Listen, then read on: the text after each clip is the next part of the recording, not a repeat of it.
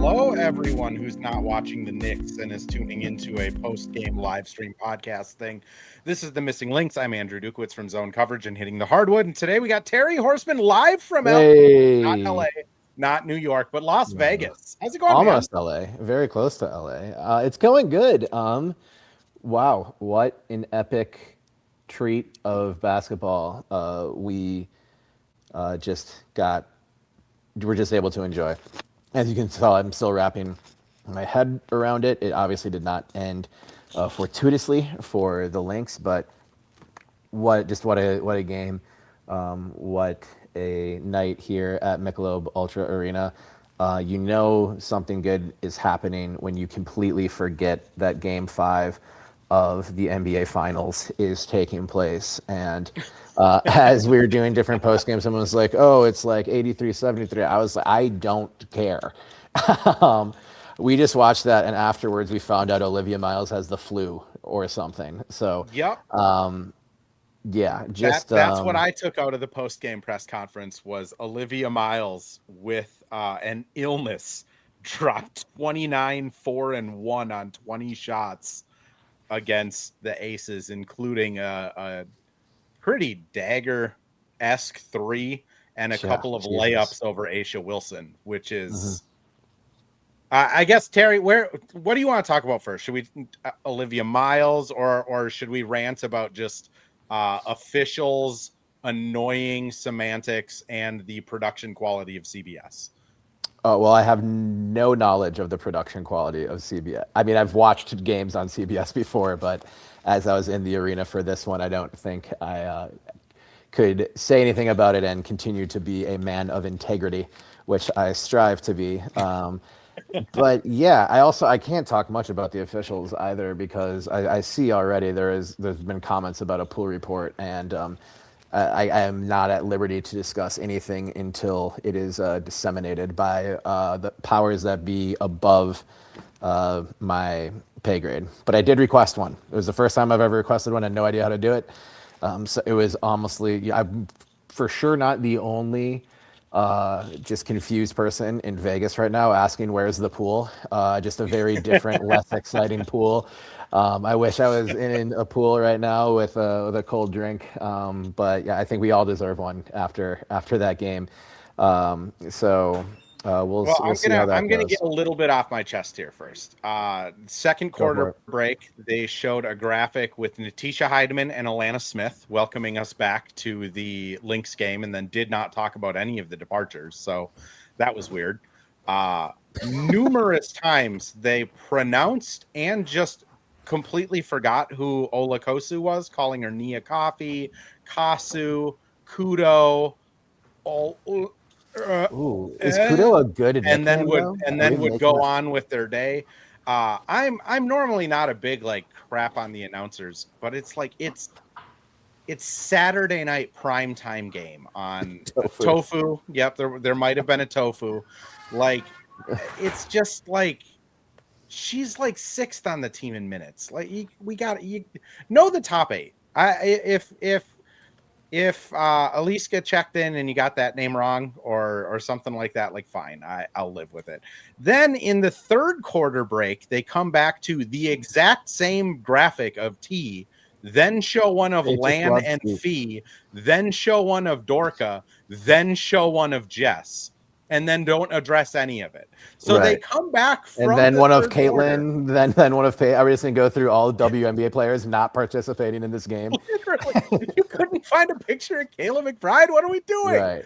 You know how we're gonna be the guys naming gals here, I guess. The guys naming dudes version or whatever. Man. I'm glad I got to watch it in person. Little things that friend of the pod, Sloan Martin, of why I think she's just awesome is just if you're going to show a bunch of graphics of injured players and players gone away, you should probably take the hint and talk about the injured players and players gone away.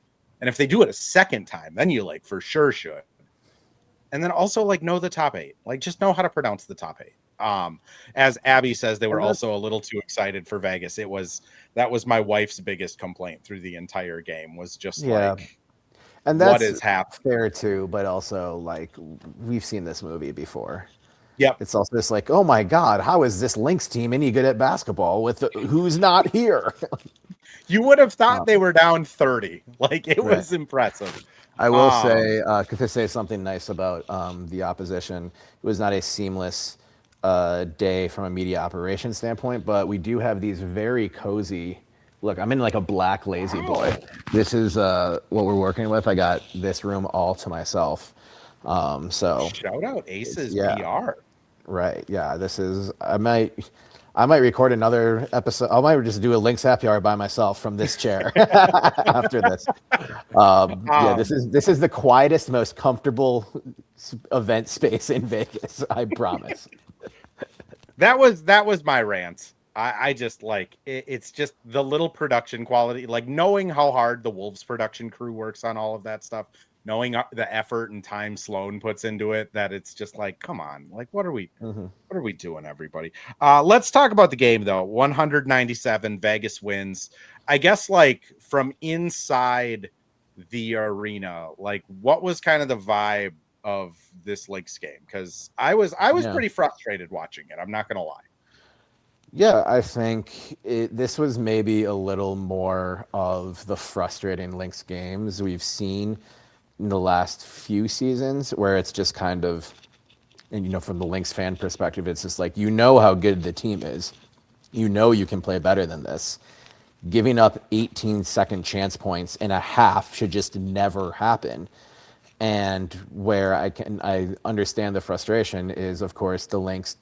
It's not as simple as flipping a switch, but whatever it was, they flipped it and it allowed 1 second chance point in the second half. So you go from Hmm. 18 to 1. If you just, and I've never been they hit that free throw, which was bullshit, and we lost by 1. So therefore, like, you change one thing, it changes everything. But it's just like, if you just play even mediocre in that area, you are probably winning this game based on everything else we know about it. We also found out Olivia Miles was playing sick. So, holy, she did that. Like, clearly not 100%. And was just doing live things. I know we'll probably talk a lot about her choice to put up a 3 down 1 in that situation. And I think there probably were other things drawn up, but just in talking about with coach after the game and talking to the players, we know how much trust she has, and it's use your instincts and go for it. And she hit very similar shots to that, and I know she was finishing at the rim too, so it's just kind of the grass is always going to be greener when you put up a shot for the win and miss. But yeah, I'm very interested to see how they use this as fuel. It's I can already see the Lynx had to beat the Aces by 53 to wake up an absolute monster. It only took the Aces beating the Lynx by 3, so 50 less points. We're gonna love those storylines, but honestly, an epic game in which they came up a little short, and I think you can nitpick wherever you want into some of the possessions where it was just less than stuff. It wasn't the type of Lynx basketball we're accustomed to. Yeah, I want to touch on the last couple possessions, but first I do agree with you. Like the first half, it did feel just weird. Like the defense just wasn't good. I know Cheryl said it in the post game, but like just wasn't good defense. It wasn't what we were expecting from the Lynx. They weren't boxing out very well. They weren't closing out very well. Like it just kind of looked like an unmitigated disaster, and somehow they were down by like 6. And then, they battle through the third quarter. They get a lead in the fourth quarter. And whether it's flipping the switch, whether it's just, fatigue, whatever it was, like the Lynx did look more like themselves. Mm-hmm. And I mean, you know this about me. I'm not a moral victories like guy. I don't think you look at this loss and go like, oh boy, what could have been, because you could have won it. Like you should have won Sure. it if you showed up and played your style of defense and dictated a little bit more. There is a little bit in the back of my head though of like, without Fee, you took this team who was playing really well for most of this game kind of to the brink. Mm-hmm. I mean, again, I wouldn't say it's a moral victory, but like it's No. encouraging to see what they have so far. And like you said, how they're going to use it, because Mhm. we know Cheryl's going to use this somehow. She's just a mastermind of this stuff, right? Yeah, and I'm not going to call it a moral victory either, but you were going to lose a game on the road at some point. When your first road loss is a game like that against the defending champs in mid-June, it is a sign that way more is going right than isn't going right. And this is, I mean, you're spoiled, Lynx fans. Like, you're just, you cheer for a team that pulls these kinds of things out just all the time. And I was like, at one point, at no point in the game did I really think they were going to win. Because they Yep. kept getting it to 6 to 5 to 4. And then Vegas would push it back to 9 or 11 or something like that. And then when they get it to, I think, 3, I was like, there's a chance. And then Olivia Miles did that. And I was just like, motherfuckers. Sorry for the profanity, but I was like, they're going to do this. They really are. Yeah. And they didn't. And of course, leave it not to point the laser beam at me, but of course I wrote a thing about how much better the bench is doing, and it gets published a day before a game where the bench really needed just a little bit more. So I apologize for that. Actually, I don't apologize for that. I stand by everything that's in it, but also, yeah, they definitely needed a little bit more from either any one of those three. And man, it's I don't know. We shouldn't be this giddy after losses, Andrew, No, because we take our we job shouldn't be in a seriously, good mood. and I that's would even say Cheryl was in a surprisingly chipper mood for a bad defensive loss, which, mhm. you know, I did some quick math here. The bench, she went 5 deep in the bench, played everyone that was available to play. They logged 40 total minutes and took a whopping 7 shots. Wow. Like, I think more like more so than anything, it just really seemed like they were just kind of almost afraid to shoot it. I mean, Kosu had that one shot where like she went up with it and hit the bottom of the backboard, and then her night was kind of over. Um, Yeah. Leah too played well, but again, like, she was a player that was kind of on the fringe for a reason. Mhm. I was pretty kind of disappointed in Maya Caldwell tonight. Like, she 6 minutes, got one stint, never saw her again. Tony, I mean, I'm one of the biggest stands Oh, out there for this is Tony. a Like, I thought pro she was okay. Tony publication. Um, yeah, I do think we need to see another step from Tony. Like, even the last number of games she had, 13 points off the bench in Phoenix, and they weren't all garbage time points. Although maybe technically the early second quarter of that game was garbage time. I don't know how the math works on that, but she's came in with this billing as a sharpshooter, but she doesn't need to be scoring to be effective. She had, forced some great turnovers in the last couple of games, moves the ball well, isn't, a stopper when the ball comes to her in motion. Yeah, you could feel like, I wouldn't ever call this team rattled, but the Aces came out to a great start. Reminder, they are very, very good at basketball, and the crowd was in it. And coming off a game where Chelsea Gray hit 9 threes, opens up with 4. The crowd was in it Yeah. throughout. And I think Leah too did a lot of things well and made a couple of mistakes. And she was fouled by Nalissa Smith. That was a Mhm. foul, but it also just looked weird. So Vegas fans thought it was a double dribble. And when you get that call, the crowd's already riled up. And if you miss 2, it Yeah. results in free pizza. And honest, that was the crowd was louder in that moment than it was after the final horn when they finally got it done. Do they have a chicken One giveaway? Did they get No, chicken? Did they get it's nothing? it's No pizza. It's giveaway? pizza. It's missed twice for a slice is what Oh, they well, then call it. that's what it But was. Like, also everyone got here's free one. pizza. So everyone got free pizza. And I will say though, I praise the opponents because I am fair. I also now criticize them. That promotion is through the entire game. It's not just like in the Oh, fourth quarter, which is what I'm familiar with. And it's like, oh, someone missing in two, like you could just get one of your players to hack the worst free throw shooter early in the game just to get the crowd into it. Like that promotion running all four quarters bothers me, but I try not to be the fun police about this, and let's give people reason. But like that, the Connecticut Sun should do that. yeah. The Seattle Storm should do that. The defending champions should not do that. That'd be like if NBA teams still had the all right free something for scoring 100. Like, come on, we have to make it at least hard. Let's have some ambition here. I mean, with the Wolves, you can almost get a full meal out of that. If someone bricks 2 free throws, you get a chicken sandwich. It's some amount of 3-pointers, you get free fries from McDonald's. Yeah, like the body needs. Yeah, I mean, truly the amount of carbs. Terry, I'm going to throw us over to a quick ad read here. When we come back, I do want to talk kind of late game stuff, whether it was the K-Mac foul or Liv's decisions. But first, ads. Well, hello. Thank you, Livestream Andrew. This is Ad Read Andrew. And today we have Firehawk Construction and Remodeling, the presenting sponsor for the Missing Links podcast. Firehawk Construction and Remodeling strives to inspire people to follow their ideas, working with respect and understanding to create a quality, tailored result.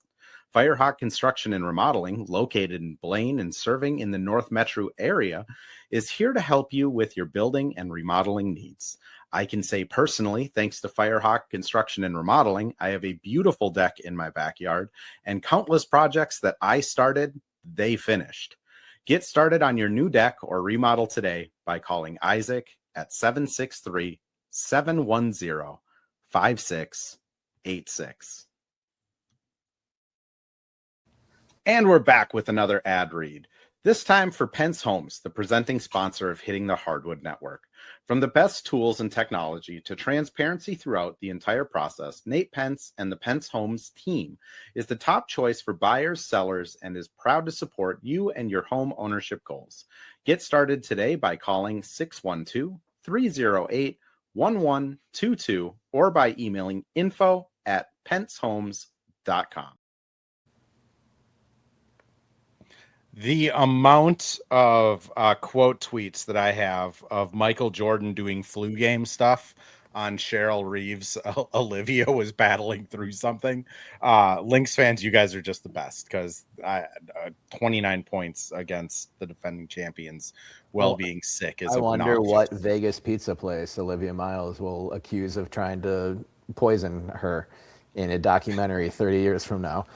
Just kidding. I'm not putting that on Liv. That was a joke. What a weird place this turned to. So Terry, let's before we get negative with the K-Mac thing, like the Liv 3-pointer, I don't really have. You brought it up of like we'll discuss it, and I'll be honest, like I don't have an issue with her taking a 3. I did think like you could have gotten a step back 3 earlier in the shot clock and given yourself a better chance on that like second heave if you miss it. I guess that's more of my complaint of like, did you feel that way too? Like, why weren't they getting a shot up quicker, or at least like run the clock all the way down if you're going to make a game like a end of the game shot, right? Yeah. That was a bit, confusing, where I was, confident in the defense, where if they continued to go quick, because Vegas was only getting points at the free throw line at that point. And we, mentioned and used the word, negative in regards to that, but make them make that call again. Like, I think you had to feel pretty good about the way your defense was playing, and the offense wasn't so much momentum. I would have been totally fine with Liv getting downhill and going straight to the basket with like 17 seconds left. Or they could have dribbled it out. Yeah. So I think it was a matter of they had something drawn up for both, but also just like Liv, like trust yourself, see what you see. If it's give the ball to a teammate, or if the shot's there, then the shot's there. And like I always say, it's a good shot if it goes in, and it didn't go in. And I do think it's as simple as that. It's, part of it is go out there and play basketball and Olivia Miles' instincts have worked out for this team about 99.9% of the time. So yeah, we can question it, of course. But I mean, we've seen this Lynx team with very few. I don't think this would have happened, but it's not like they've been perfect with the clock running out at the ends of quarters and the ends of halves. If Yep. you run it all the way down and maybe Liv doesn't get a shot off, then we're on here yelling about like she was so hot, just take it 3. So yeah, it's always damned if you do, damned if you don't a little bit. But yeah, and I think the fans deserve to question that execution. And that it ends up being the marginal difference in a really, really tight game. Yeah. And again, like my critique of it is less about the shot. Like she got a fine look. The step back was okay. I just like get a shot off with like 16 seconds left, and then you have a chance again to maybe poke a ball out, get an offensive rebound a Play little the foul easier, game. make them dribble it up the court, play the foul game. It was just I don't know what the instruction was, because Cheryl's press conference, I'm guessing they had to get on a bus because it was a little short today. But Well, I also got called out of it for official reasons. Official being a double entendre there. But I mean, that would be my critique. Like, I think Olivia has shown at this point of like, just go for it. You know what I mean? Yeah. Like, just put it in her hands, let her make the decision. If she's going to kick it over, go for it. I think the other thing that was weird, and this kind of leads into the next one, of just like, you know, it came through pretty easily on the TV that like Aces get the rebound and Liatu is fouling with like 5.5 seconds left, and like a good 2 seconds goes before the whistle comes. I noticed that. I'll be honest, like before we get into the K-Mac one, like No, they were Natasha really Howard, excited. that ball was off of her. Like every angle they showed on the TV, the Aces should have won that challenge. There was just weird calls all night. Honesty from Andrew Dukowitz. I mean, when I'm watching it on TV and I can see all the angles, I feel a little more like, okay, like, but the K-Mac one also, like Cheryl explained it after the game of like, there is a new rule of, you know, the follow through of a defender. That's kind of how I interpreted what she was talking about, of like, if you're a defender following through and you foul them, like, it's still going to be called for a foul. But I mean, the contact was so marginal and the ball was almost at the rim by the time they blew the whistle. Mm-hmm. It just seemed like this was just a terrible officiated game today. Right. What was your kind of vibe watching it in real time in the building, though? Are you talking specifically about the K-Mac play? K-Mac play, and then expand more on just like officiating tonight as a whole. All right. So the pool report is live now, so we can talk about it. So let's go. The question was, did the replay review at the 44.3 mark in the fourth quarter confirm a contact foul on Kayla McBride? The answer to that is, last jury introduced a new interpretation for secondary contact after the release on the shooter to the hand, wrist, or the arm. After review, that was confirmed as Kayla McBride closes out on Jewel Lloyd's three-point shot. After the release, she continues to push through her arm, which constitutes an illegal high five. So that secondary act constitutes that illegal high five. Follow-up question, you're only allowed one. So it was the extra effort after the shot that confirmed the illegal high five. After the release, the secondary act of pushing through Lloyd's arm constitutes the illegal high five. End of pool report.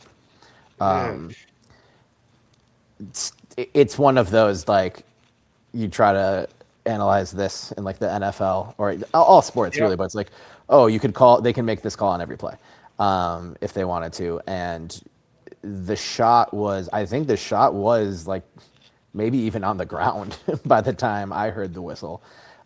So, you know, if you put that thing in super slow motion and just be like, oh, here constitute the second. I don't know if it's a secondary act. It was kind of the attempt to block the shot. So it's still like that, Yeah. attempt. It's not like she came back, landed, and jumped again. So I don't know. I think, and then so the Lynx were celebrating, and we were Yeah. positioned. They caught it on with a pretty TV good too. angle. I got some good. I didn't have my nicer camera with me, but some nice huddle shots of this one that I was gonna like look back on, like, oh, here was the huddle of the play that worked and won the game. I don't think people will be as fond of that moment now, but yeah, they were celebrating. They were celebrating, and I'm like, that has to be like they received confirmation. And then we hear over the loudspeaker, the challenge is unsuccessful, and man, yeah. So I think a microcosm of this game, Andrew, was later the Lynx called a timeout, and it was a reset timeout, and the entire staff, the officials didn't realize it was a reset timeout, so they called it for a full timeout, and like all the security, all the police officers, all the stuff that happens during a full timeout gets on the floor. The Lynx and the Aces realize it quickly. They get set up to play basketball, and there's just like people in nice vests standing on the free throw line. And I'm like, I know your job is to keep other people off the court. Right now, you need to get off the court. And I think that was kind of a microcosm just of the night. It's just like, this is beautiful chaos in the worst way. I think going back to the challenge a little bit, like how they described it to you, like if that's how they are interpreting it, right? Of like any secondary action, whether it's like running through, landing, I don't know if upward thrust versus downward versus gravity are different actions. Like they have, it's pretty sound, I guess, if that's their interpretation.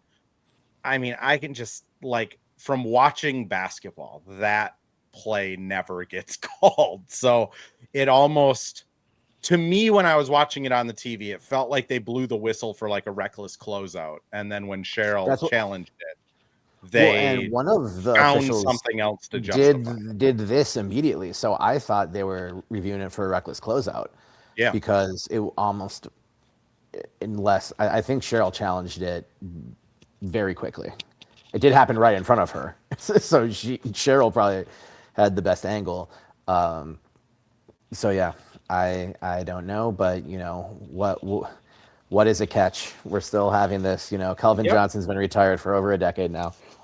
I still can't tell you what a block charge is. Like when they review a block charge, the other one that is was so simple when we were kids. Right. I can't explain it to people. I can show 13 different examples of it happening and being called, and 13 examples of the same play not being called. Like, I guess if this is just going to be another one where it's like the secondary act, it just felt weird. And then, like I said, just again, like when you're watching on TV versus at the game, you just have the benefit of like the replays immediately and not just the home team replays that work out for them. And the game just, the WNBA officiating stuff is still a little lagging behind from the quality of play. There was a good question up here that I did want to pose to you. Not that all of you guys aren't asking very good questions. And I apologize because I've already scrolled. Oh, it's from Dustin. I'll kind of pose this one over to you, Terry. Just why do you think the starters were so late coming back in the fourth? Yeah, I'm just, I think Nia was getting something looked at. She came from the tunnel and checked back in and played the rest of the game. Liv getting 8 minutes, K-Mac getting 6.5.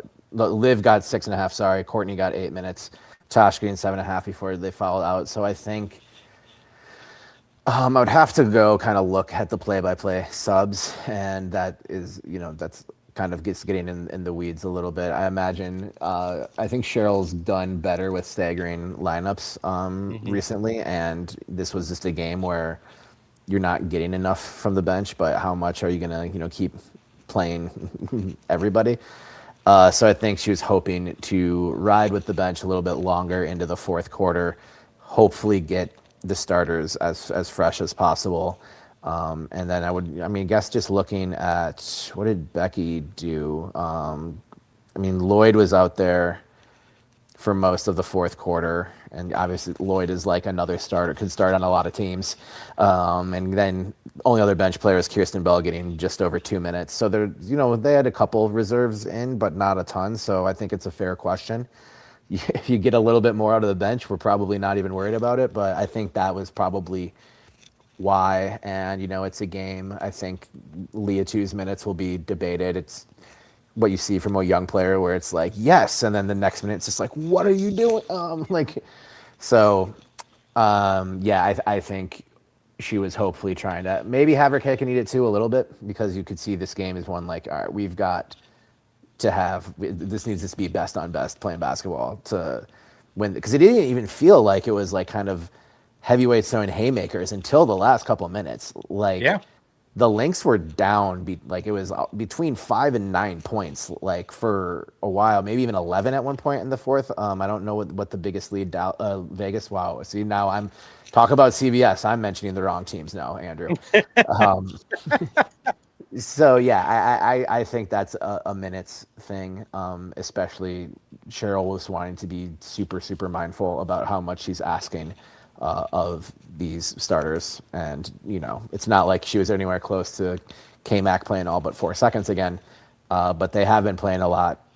And all but Olivia are, I will say, on the right side of 30. They're all aging great, but they're not, 22-year-olds anymore. And I think you do need to pay attention to those things.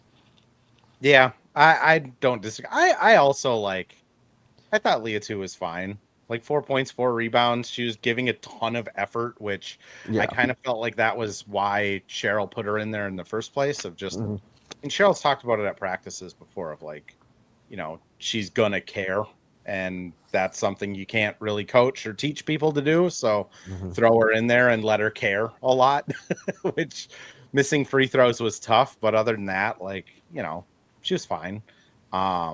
I think that the thing that was just kind of tough is just, again, as people were talking earlier in the chat, until Fee and Dorka come back, this team is just so shallow on the bench. And when Fee and Dorka are back, we're probably not talking about Leah 2. Yeah, it's the deepest team in the league all of a sudden. Honestly, then we may never see Tierra McCowan again once Fee and Dorka are back, which... Well, and they don't even necessarily have to cut her either if they want to bring anyone else in, because they have the season-ending injury exception that they can apply for and will get for Emma Chikova, and I think they're just being cautious with that. I don't think there's much of a cap issue with it, but if they were to use that now, then if they have 11 active players, they would only have that 72-hour window to fill it. Not that we're doing roster speculation on this live stream of an instant classic of a game, but just a reminder that they do hold a card of that flexibility in their pockets. And I would like it if another ball handler came into the mix. I wouldn't be mad at more ball handling. That's, I think it makes a lot of sense to hold it until Fee and Dorka are back. Just see what the roster looks like. Maybe you see a more clear, this is the exact type of need we have. But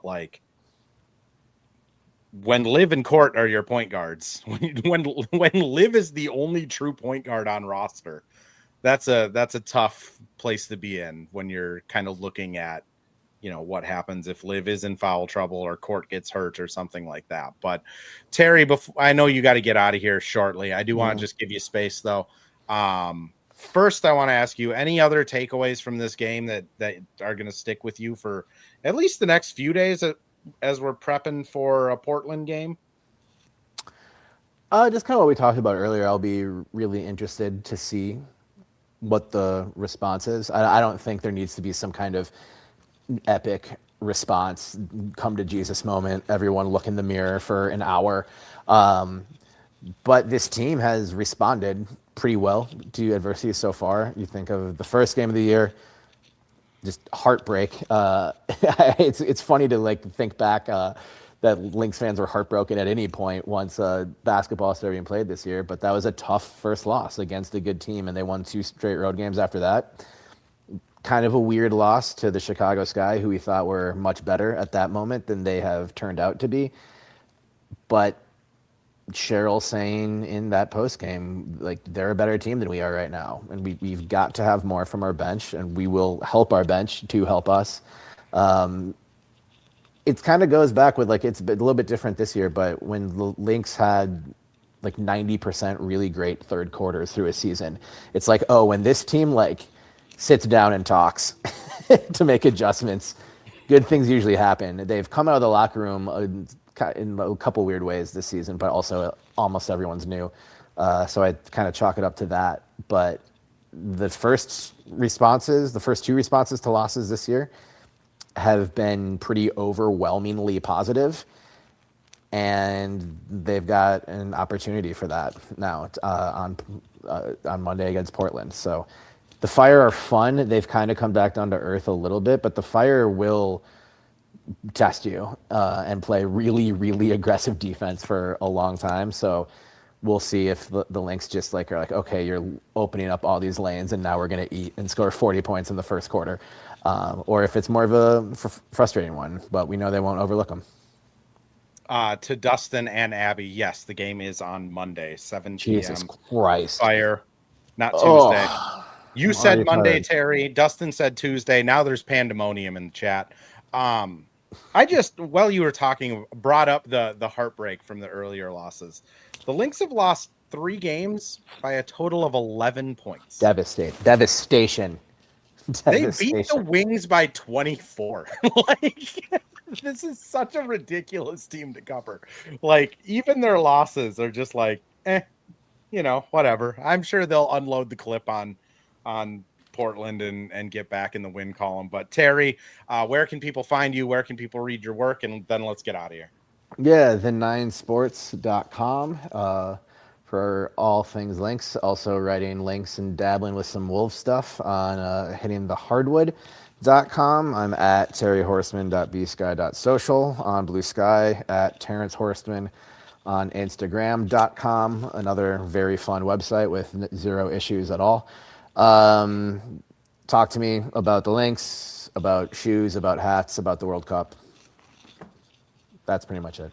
Just those things. I know that soccer is played with a ball, and that is the extent of my soccer knowledge. So don't talk to me about soccer. Ball into a net, Andrew. It's the same thing. And I hear that hockey is played on ice. That is true. That's a little bit less of a easy crossover. We don't need to talk about that. What a world we live in. Yeah, if anyone joined into this late, wants to listen to the whole thing, it will be up on YouTube, X, and Buzzer as soon as I end the stream here. If you want to catch it Sunday morning, it will get released 7 a.m. on Sunday, anywhere you get your podcasts. We'll be back after the Portland game, and thanks everyone for tuning in.